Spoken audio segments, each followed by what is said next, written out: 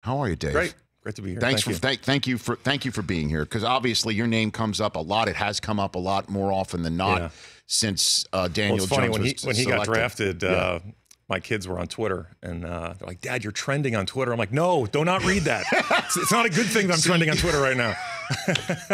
Well, I mean, so you were trending on Twitter because Daniel Jones was selected out of Duke, which you were as well, back in 1992.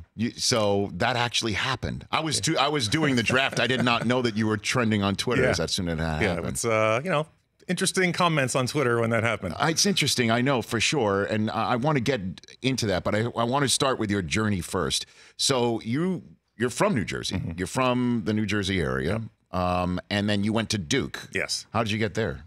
I was pretty highly recruited, and I went to go visit Duke, and Spurrier was there. And really all it was he put on a film of one of their games, and I think the quarterback had 6 touchdown passes. They were throwing reverses and flea flickers, and just sort of knowing the system they were going to be in. And then also just it's a great institution. So I thought if I never played it down, I get a great degree. So I really went to that. That was my only visit.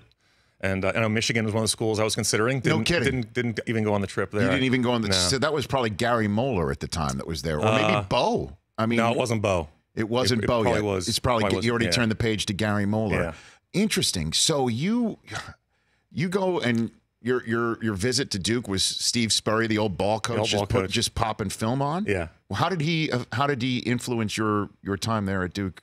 I mean, so in high school, I didn't really throw it a lot. I threw it probably 8 or 9 times a game. I ran the option, believe it or not. Right. But I think his just ability to sort of take this kind of rough edged quarterback and really refine him and really refine my throwing technique and doing things like that were what really made it really effective for me. I think the greatest thing he did, though, was really taught us how to play quarterback.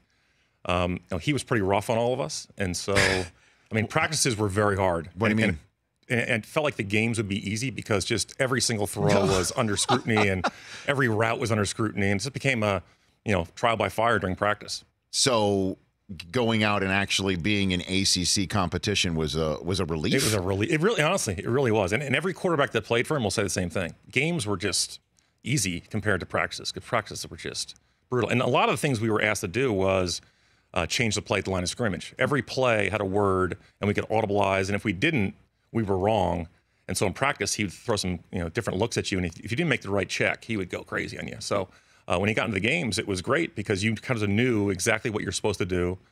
It became kind of like a video game. You sort of knew, exactly what you were doing at all times. For more of The Rich Eisen Show, tune to Audience Channel 239 on DirecTV for free on BR Live or download The Rich Eisen Show app.